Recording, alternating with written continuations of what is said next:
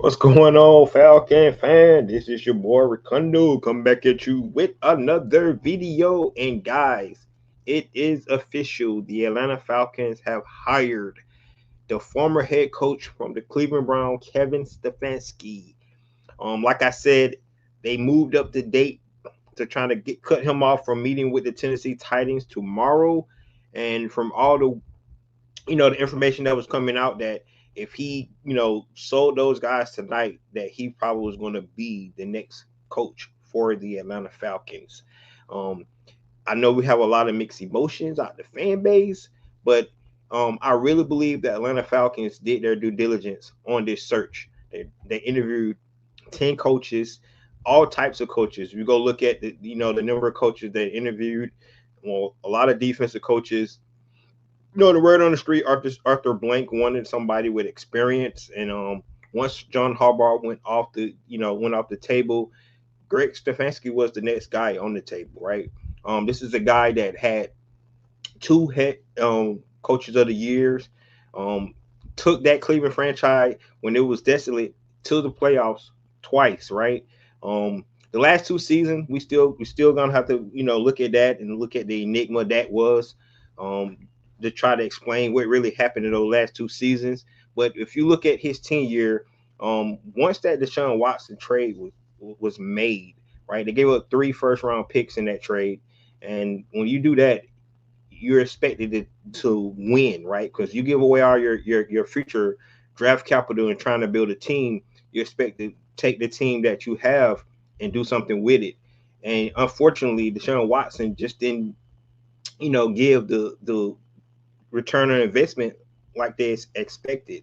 He like I said, he spent the first 11 games suspended. Then he came back and it was up and down. Then he sustained an injury. And then you look at the mess that the Cleveland Browns put themselves in last year when you go out and you draft two rookie quarterbacks and create the whole quarterback um, conundrum that they had, right? It's no way you can develop that many young quarterbacks and then have two older quarterbacks. It was just a mess, right? So they, I'm pretty sure he had to explain, that scenario, what was going on there, and but if you go look at his tenure in Minnesota and his tenure in Cleveland Brown and look at it as a whole, and like I said, kind of look away from those two seasons that he did with the Cleveland Browns, you like what you've seen for him as a coach in this league. This is a statement from Mr. Arthur Blank on the hire of Coach Stefanski. And Kevin Stefanski, we have found a coach with the right vision, focus, and demeanor to lead our team into the future. From all research and a wonderful visit with him tonight, I believe he is the right coach to take our talent on our roster to a new level and work with Matt, our new GM, and all our football personnel to build a strong foundation in place and take it to new heights. He has a great plan for his staff, and he has learned many things during his stops in Cleveland and Minnesota. I have prepared him. He has prepared him for this moment. Our objective is to win games and contend for championships every year. That is where our shared focus will remain. We are committed to putting our necessary support and resources around Coach Stefanski to achieve our success, and work has already begun. So that's the statement from the owner, Mr. Arthur Blank. Seemed like he's already on board with it. Of course, he had to make the final decision. We know that he put Matt Ryan in a place to get his ear to what he thought about Coach Stefanski, and there you have it, guys. Coach Stefanski is our new head coach. Um, this right here brings up a lot of questions when I think about this. Right, I think the first question I guess needs to be asked is about Kirk Cousins. Right, so we all know Kirk Cousins restructured his contract and pretty much put all his money into 2027, which means go back and remember to the video I said March 13th is the crucial deadline. If they decide to keep Kirk Cousins on this roster past March 13th, they will owe him $67.9 million in 2027.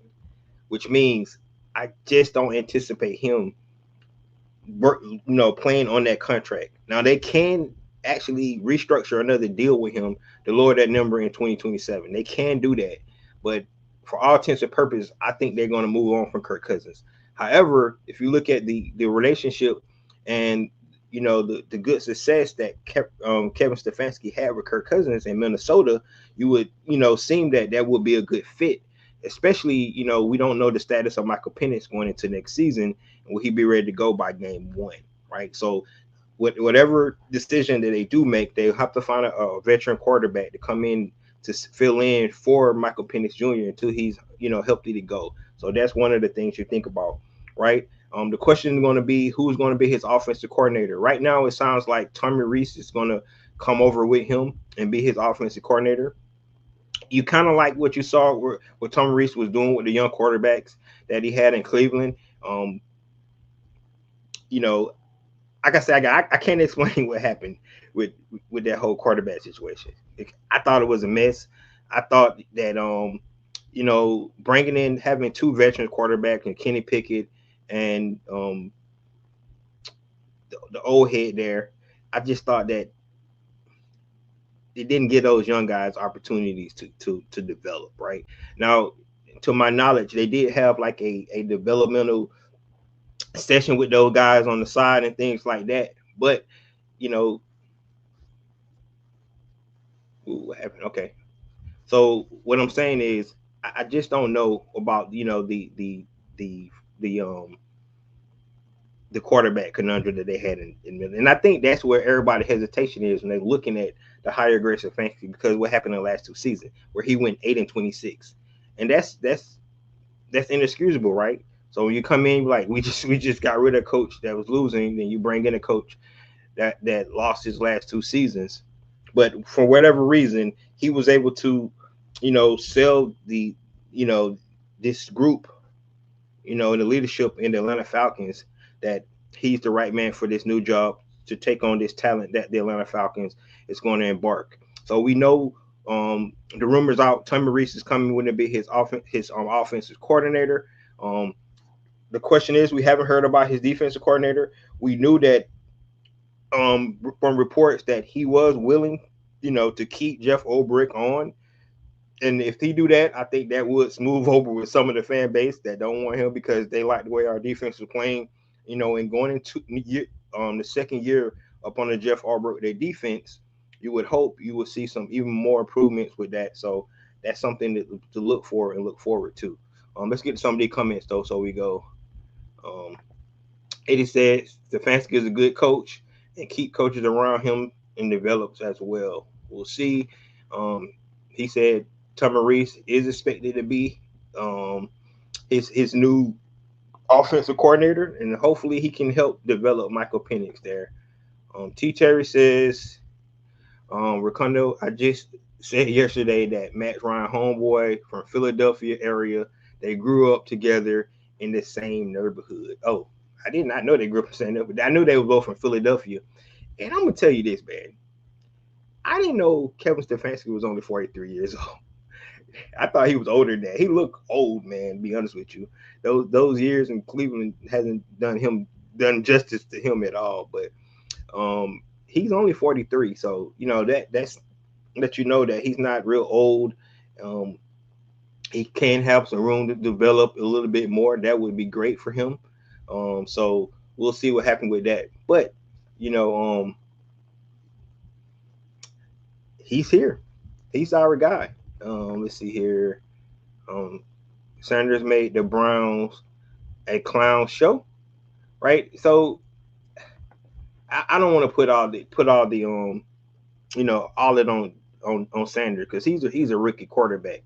I think the situation, like I said, to me, when you draft a guy in the third round and come back and draft a guy in the fifth round, to me that makes it a situation that's just crazy in itself.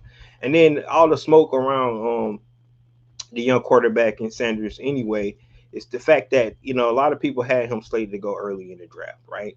And that's probably one of the biggest stories in draft history where they seen a guy drop that far. And then the fact that Cleveland Browns had already picked the guy in third round and come back and pick a guy in the fifth round. And all season long, it was just to talk about, the quarterback situation in Cleveland. So I think Greg Stefanski, you know, handled it the way he handled it. From what we heard, that Dylan Gabriel was his guy. Shadur Sanders was never his guy. So when in that situation, you can see how he was put in a situation where he had to, make it work with whatever way he could. So, like I said, maybe reporters are asked, the question that, and maybe he'll say he don't even want to talk about Cleveland, which I understand that as well. So we'll just see what happened with that. Eddie says he has been around pretty smart football coach. Yep, yep. But like I said, guys, now the next step is the staff, right? I think what's going to be important for Kevin Stefanski, and I think for any coach that comes in, is to be able to build a really good, solid staff there, and make sure that you have the people around you to help build this team. I mean, we already know the talent that Atlanta Falcons have on this team, um, from the skill positions to the offensive line, um, to the young defensive core that they just drafted in the last 2 seasons. I mean, the last 2 seasons. So think about that. You got Brandon Dorless. We still have Braylon Trice coming back. We haven't seen what Braylon Trice could bring to the table. That's another young guy. Zach Harrison, another guy that went out, had four and a half sacks before he went out. So that's going to be good, right? Root Roro showed flashes. Of course, Jalen and James Pierce Jr. showed a lot of flashes. Billy Bowman was a stud before he went down with his Achilles injury. Um, and Xavier Watts and Jesse Bates. What else we can say about those guys, along with AJ Terrell? So you love the nucleus of this team that we got. Of course, the biggest question mark is going to be quarterback, um, and how they work this thing. So now that we have a head coach in place, we can kind of get a little bit more insight into his plans for going to get a quarterback. Of course, you're not going to say any names, but they have to find a bridge, right? Because you do not know the timeline here or what's going to take place for the Michael Penix Jr. his rehab, right?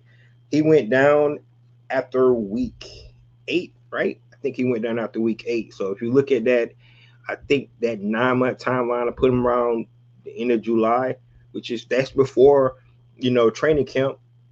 So we don't know his timeline, right? But it's just before training camp. That's good, but that still means he's going to miss all OTAs.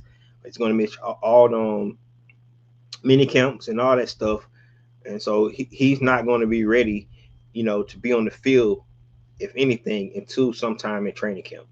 And so, in my estimate, coming in, learning a new offense, that's going to put him behind. So you have to have somebody to come in, step in, and take the place of what you want to see from from that quarterback position to get this team, going in the right direction. So that's what we're going to see. Got it. So here's Stefanski can bring in a sack leader with him. No, he can't go get Myles Garrett. That would be awesome, though.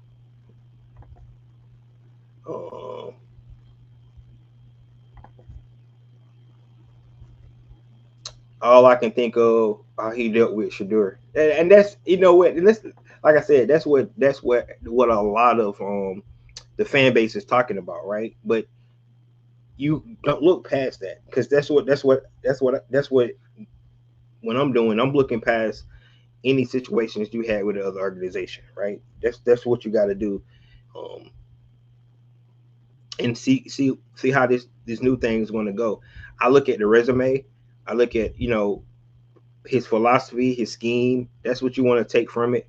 Don't look at situations where people at, right? Because what you've seen at one situation, you don't know, the dynamic in that organization, from the owner to the GM to, what he was allowed to do and what he was not allowed to do. We don't know that, right? Like I said, we do know it doesn't make sense to draft two quarterbacks in the same draft, right? So who ideal was do that? And I think when they did that, it just caused too much chaos, in my opinion. I just really do, especially when you already had two veteran quarterbacks on your staff. I mean, on your roster, right?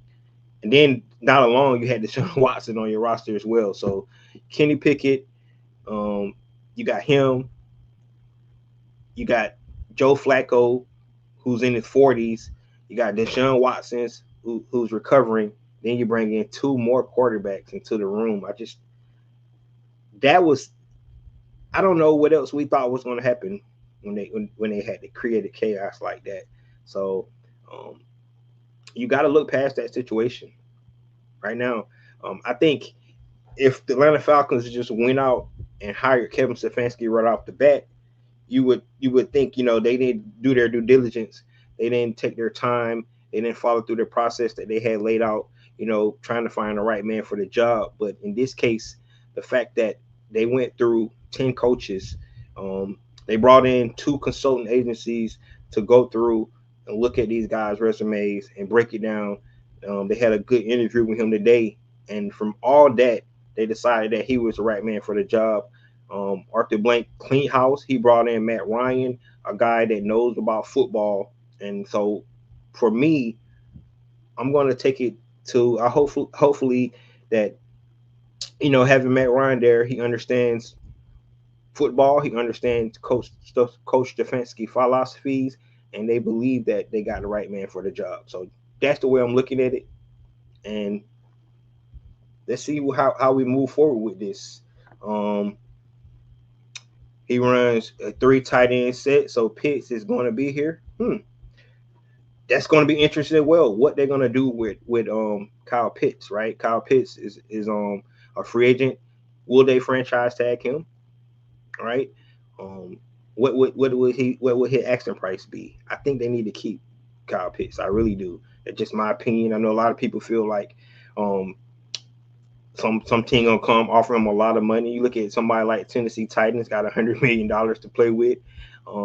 They can probably offer Kyle Pitts more than we can, right? If that happens, but if they franchise tag him, we don't have to worry about that. So that's one of the things. Like I said, I would imagine go ahead and franchise and tag Kyle Pitts, try to work out a long term deal with him, and go on from there. We got another thing says Stefanski is a good adjustable offense.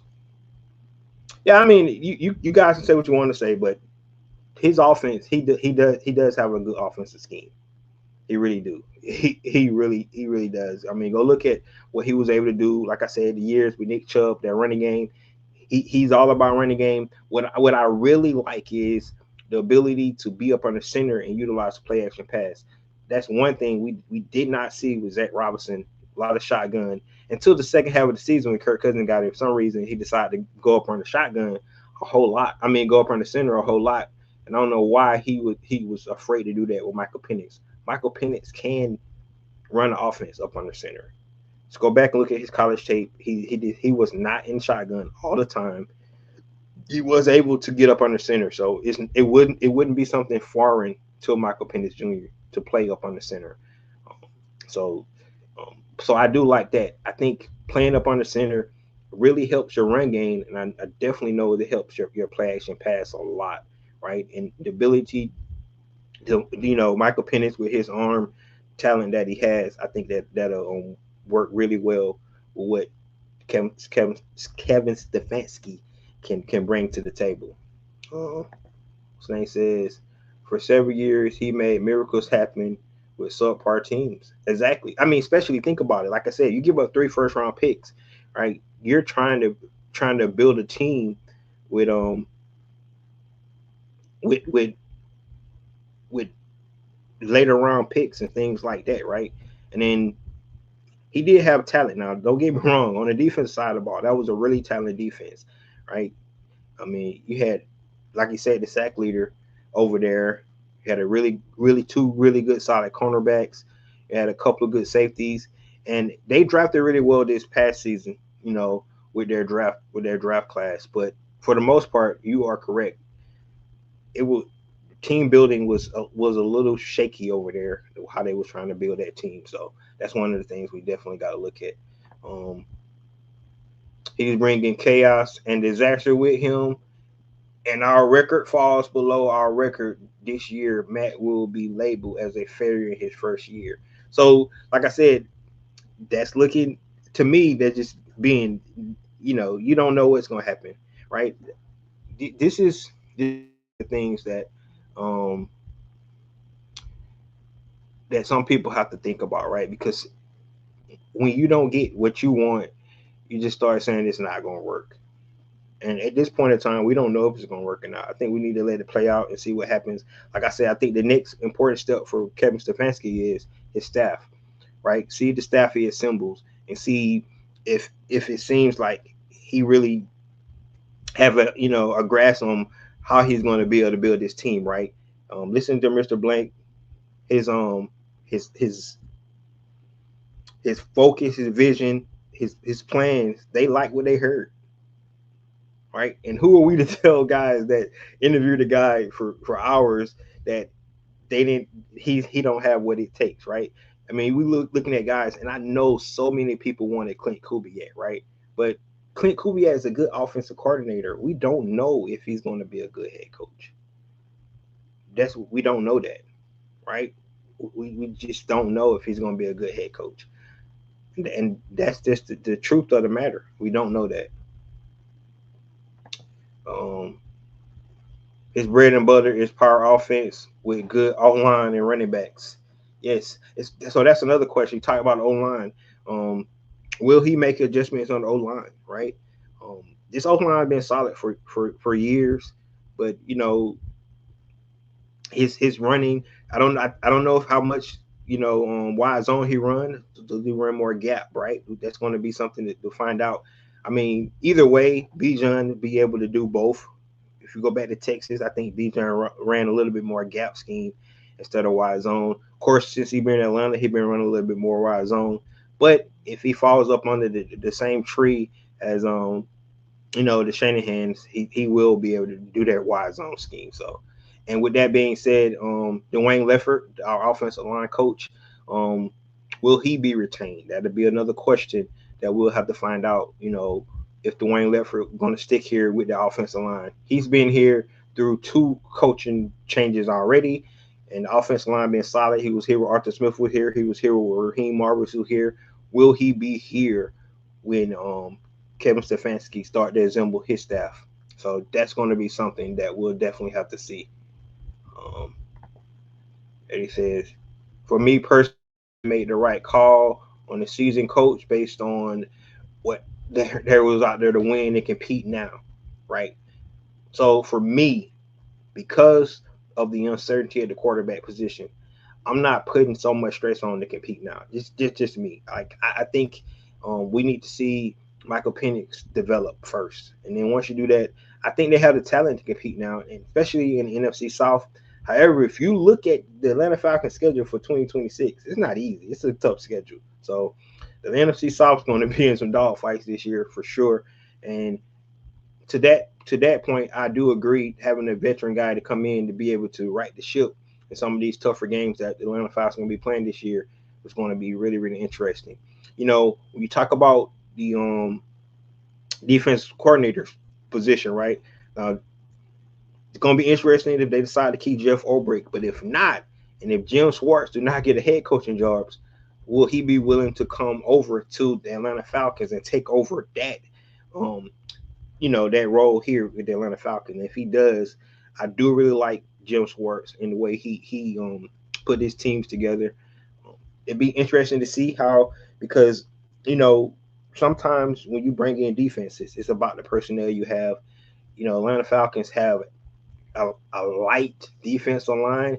I think if anything, that's one thing they need to really go into, this offseason and put some meat on the defensive line. Because to me, the defensive line is just too light for me.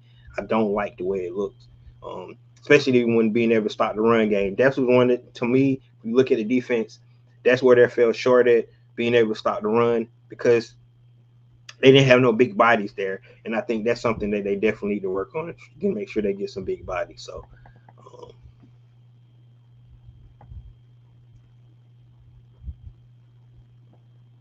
Let's see here. He runs the same offense as Clint do in Seattle. Yep, he does. He really do. They pretty much run the same, but it really is not about the offense. It's about how you play call, man, and that's where it really boils down to. Because a lot of these offenses are the same, but it's how you play call and how you design, how you put your game plans together. That's what's going to really matter, right?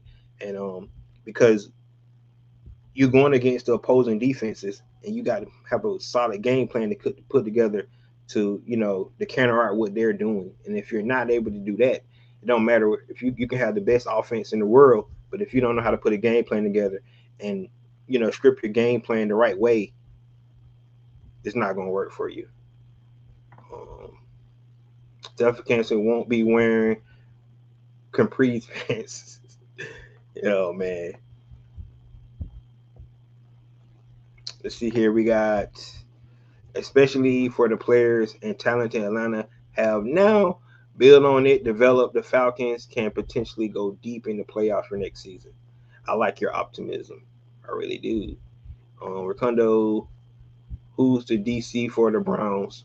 Jim Schwartz is the defensive coordinator for the Browns. Now he had a second interview with the Cleveland Browns this weekend, so they might decide to bring him in to be the head coach for the Cleveland Browns. If that's the case. Um, you know, he's going to stay there, of course, right? But if he doesn't get a get the head coaching job, because I think he's also interviewed with the Baltimore Ravens as well. So if he don't get a head coaching job and he decides to come on down to Atlanta, hey, and that's if Kevin Stefanski does not decide to keep um, Jeff Ulbrich, right? So we'll just have to see. Um, I'm better sure that the Falcons keep RDC, and that could be the case. I mean, I'm cool with that. I don't know how you guys feel about that, but I'm cool with that. I like the way he was able to do, and then that way that defense don't have to learn something new, right? They can just build on what they had. I mean, a team that had 57 sacks, 16 turnovers. I mean, I was really impressed with the Atlanta Falcons was able to bring to the table this year from a defense standpoint. Still have to have some tweaks. Second cornerback, like I said, beef up the middle a little bit more to be able to start the run. If they do those things, this defense have potential to be, top 5 in the league. I do believe that. Um, I'm not worried about Michael Penix. It's not Zach Robinson's no more. It's better coaching development already, 100%. I don't care. You could have went with any other offense coordinator. You 100% on that. Michael Penix is going to be coached better than he was last year. That's 100%. I do agree with that. You say Jim Swart, who is outstanding DC, proven he um, will more bigger 0-3 technique. There you go. He said. Eddie said he's going to bring in those zeros and those 3 techniques, and that's what we need because you want to be able to start the run game, right? Once you be able to start the run game, you can be able to pin your ears back and get after the quarterback, which Atlanta Falcons was really good at this past season. So if you can stop the run, you can be able to play the kind of defense you want to play, and that's what I like to see. So guys, now we talked about the head coach and be him and some of his staff. The next thing is, when will we hear the announcement of our general manager?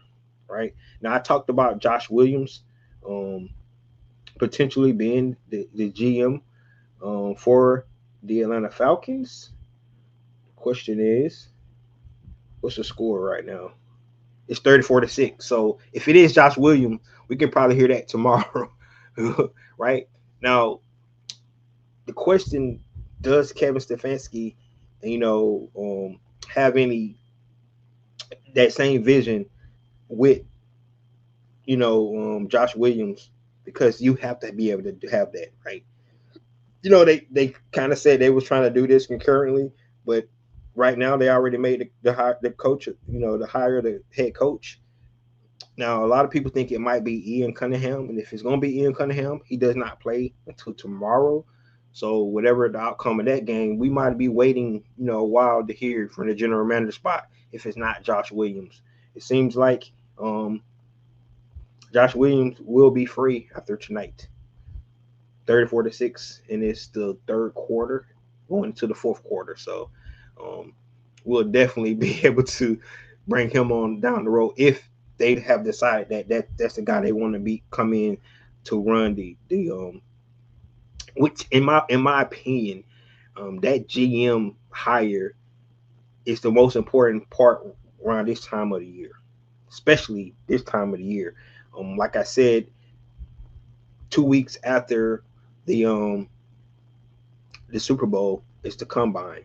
You have all those All Star games that's coming up. You have the Senior Bowl, East West Shrine game. So all those different games coming up.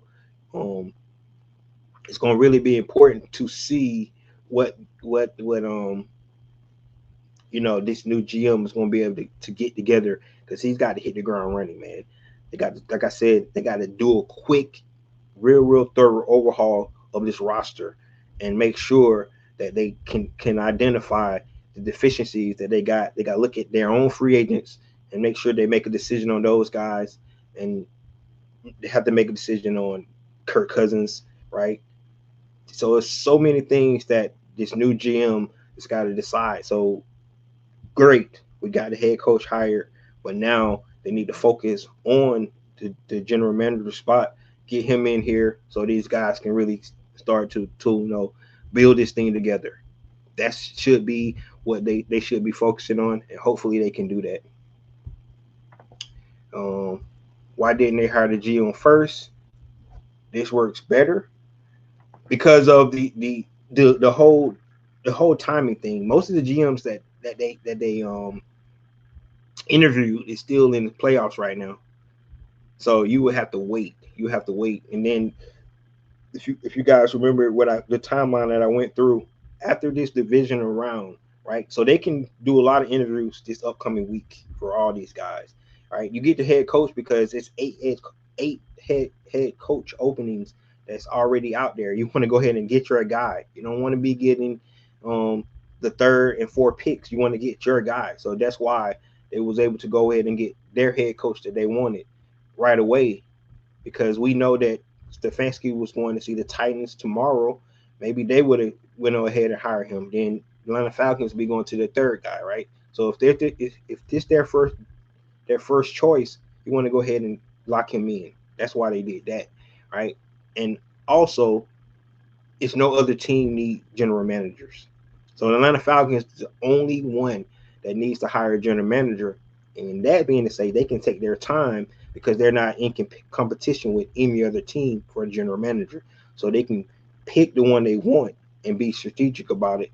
But the head coaching, it was totally different. It was 8 openings open, and they had to jump on their guy fast, just like the New York Giants did. They focused all in on John Harbaugh, and that's they got. They got that's the one they got. It sounds like that the Atlanta Falcons, once John Harbaugh was off the table, they focused on Kevin Stefanski, and that's why they changed their interview date from tomorrow to today, and they was able to jump in front of the Tennessee Titans to get their guy. So that's why they decided to hire the head coach first. But in my opinion, I believe they already know who their general manager is going to be. I really do, because they also mentioned that they was going to do general manager interviews, and we haven't heard any interview from the general manager, which tells me they already know who he is. We just don't know. I think two that we're hearing is Josh Williams from the San Francisco 49ers and Ian Cunningham from the Chicago Bears. Both teams which still playing the playoffs. So that's why they decided to do that. T. Terry said, which GM is from Philadelphia? I don't know if either one of those GM is from Philadelphia. Said Bijan has approved the hire. Of course, Bijan, because Bijan like to run the ball, and we know that Kevin Stefanski is going to run the rock. That's 100%. He's going to run the rock. And Bijan is a team player anyway. What else you thought Bijan was going to say and what he was going to do? I'm curious to feel how Michael Penix feel about it, and we definitely going to hear what Kirk Cousins feel about it, because Kirk Cousins is currently on CBS doing doing commentating, doing the CBS show this weekend. So it's going to be interesting to hear Kirk Cousins' thoughts on Kevin Stefanski. We know he has a good relationship with him, and we'll see. And that's I'm telling you, man, the Kirk Cousins thing is going to be interesting because for all intents and purposes, to me, Kirk Cousins, by restructuring his contract, it kind of put him in a bind where the Atlanta Falcons either going to have to say he's the future for like the next 2 years, or they're going to cut bait. That's really, it's only two choices there, and so that's really, Kirk Cousins kind of put the onus on the Atlanta Falcons to make a decision by restructuring his contract because there is no way they're going into next season owing him $67.9 million. They already got off all guaranteed money for him. They gave him $100 million guaranteed, but by moving his money to 2027, if he's on the roster by March 13th, they guarantee him that money as well. And I just don't think the Atlanta Falcons are going to do that. Could be wrong, but I just don't think they're going to do that. And if they do, I'm gonna be like confused a little bit because I won't understand what's the game plan with a 38-year quarterback, and you invested in an 8th-round pick in the other quarterback, and you're gonna have this guy here and let Michael Penix's contract run out without finding out if he's the guy. So that's why I would be confused if Kirk Cousins on this team next year. I'm just saying it. I'm just be honest about it.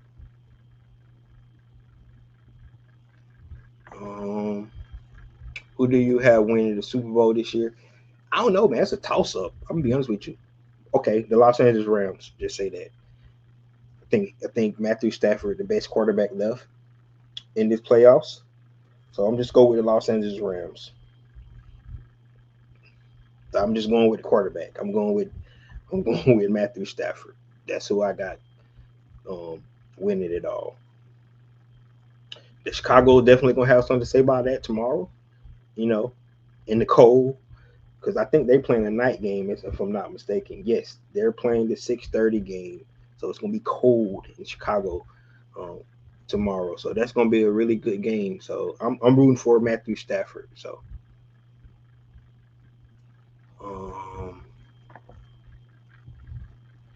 Recurrent is 30.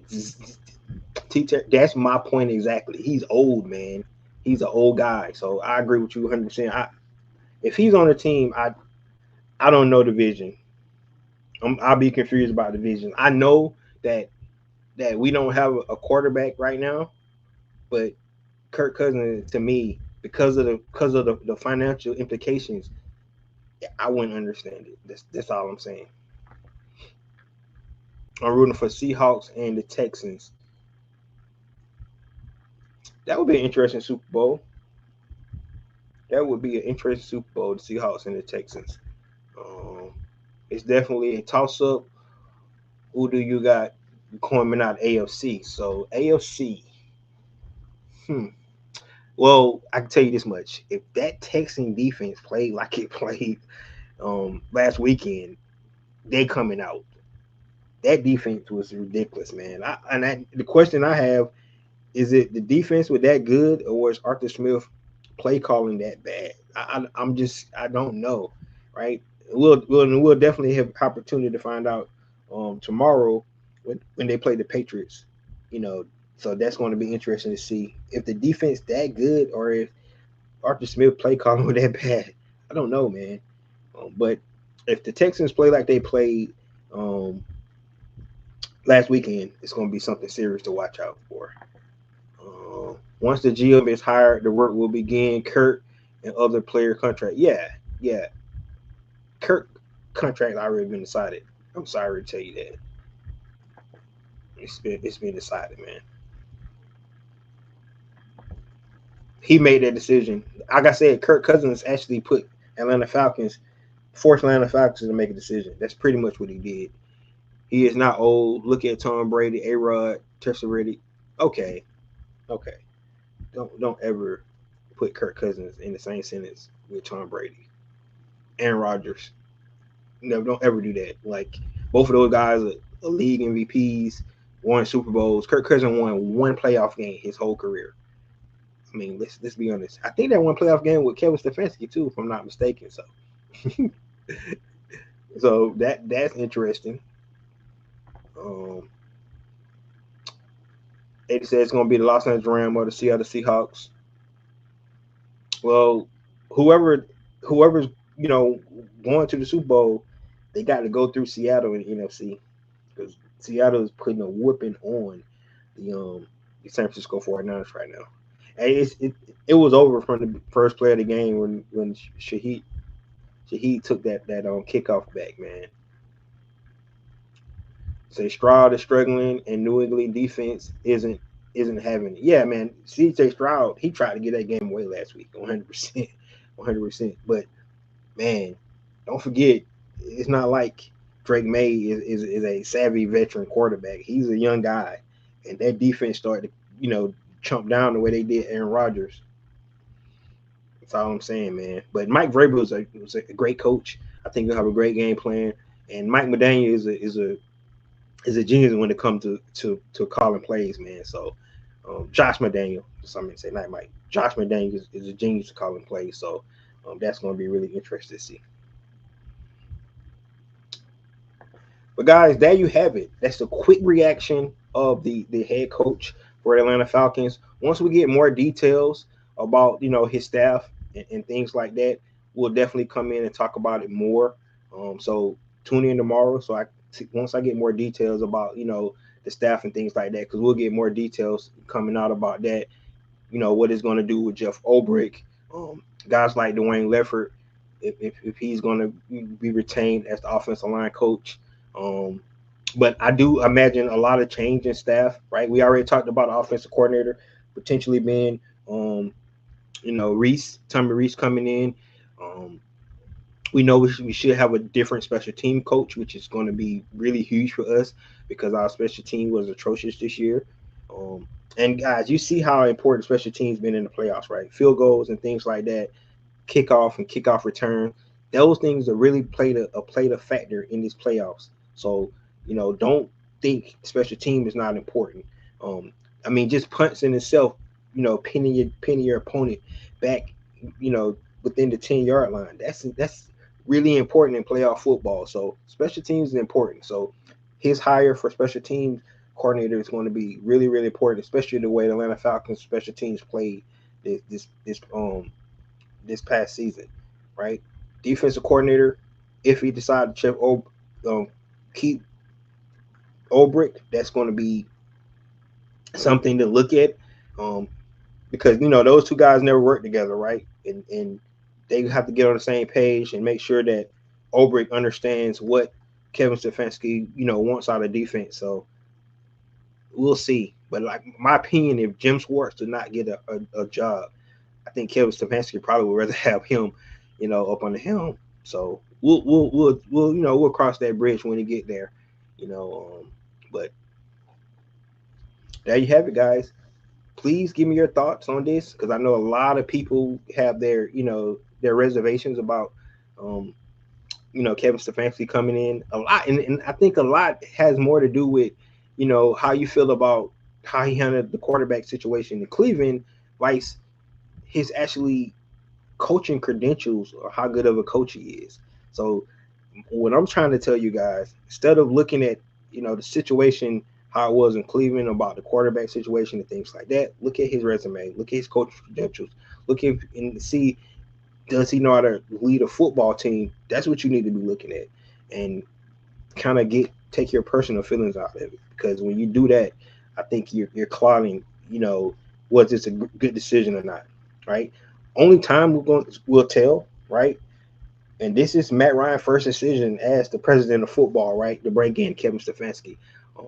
You guys all love Matt Ryan, right? So this take his judgment and see if he made the right decision. And if he don't, down the road we can criticize him for it. But right now at this time, let's see where we go from here, right? We got a new head coach, to take this team in a different direction. From what the statement that Arthur Blank put out today, it seems like he's pleased what they heard tonight with Kevin Stefanski, and he's the man for them moving forward. So let's see what happens, guys. Let's just stand back and see what happened. Next is staff, GM, and then off season. Atlanta Falcons want to get to rolling. This is your boy Ricondo coming back at you with another video. Peace.